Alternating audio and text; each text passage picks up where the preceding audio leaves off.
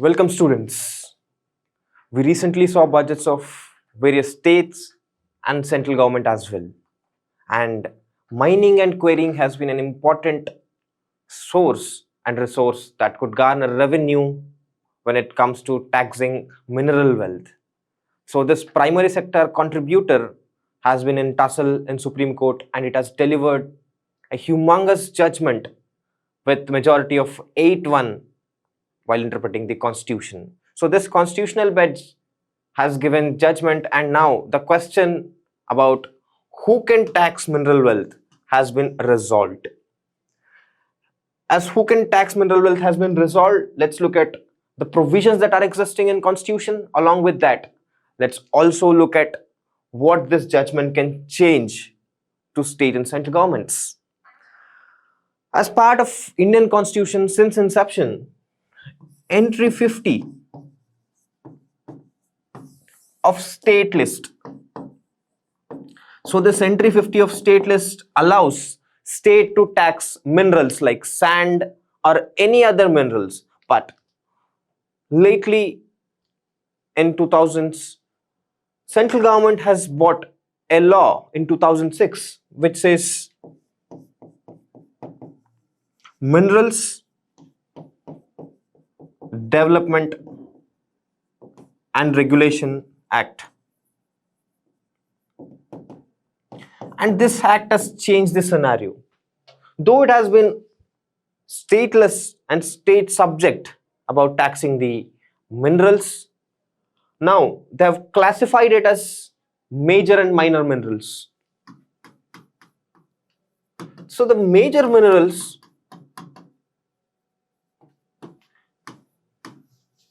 the list of minerals under major minerals are being taxed by central government, and when it comes to minor minerals, it has been left to states to make any law.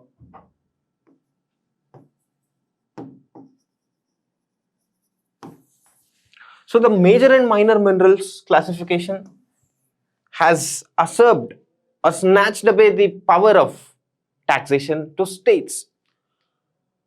So it has tilted towards center. Now states are deprived of the revenue they would usually get, and the logic that was deployed in the act was royalty. Any auction of any block of minerals not just includes the constant revenue but one-time payment as royalty or any auction amount. So the royalty was taken away by central government, and any tax of one-time auction was usually taken by states. So this classification has been relooked into, and now Supreme Court considers this royalty as a contractual thing.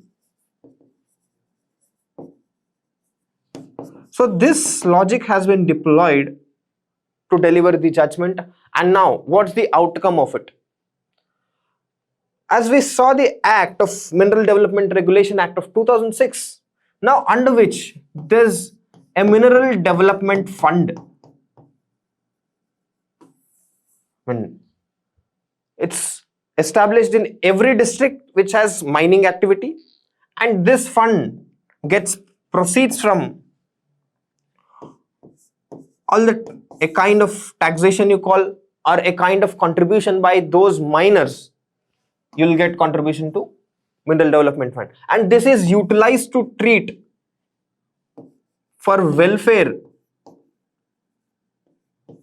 of the locality. When I say locality, it may include the workers or the labor in the mines. Along with that, even the education facilities or health care facilities that are to be established to treat their health are being established under this Mineral Development Fund. So these proceeds are used in this particular fashion.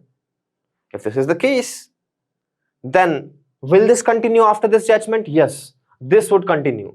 And along with this, states now can make laws, and states now can tax, regulate minerals, but in the name of any discrepancies or illegitimate activity, center can still interfere into state's domain. So when I say they can interfere, how would they do? They have to justify this, calling the act as either discrepancy or illegitimate, and they can still come into it.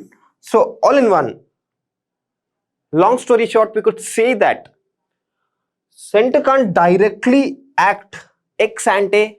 When I say ex ante, it can't take preemptive actions to tax or regulate on its own. It can only come as savior when states are not managing it properly. So this is what it is. Now, you could actually comment the difference between major minerals and minor minerals as earlier classification in the comments. So that's all for the day. Another day, I'll be back before you with better content. Till then, thank you.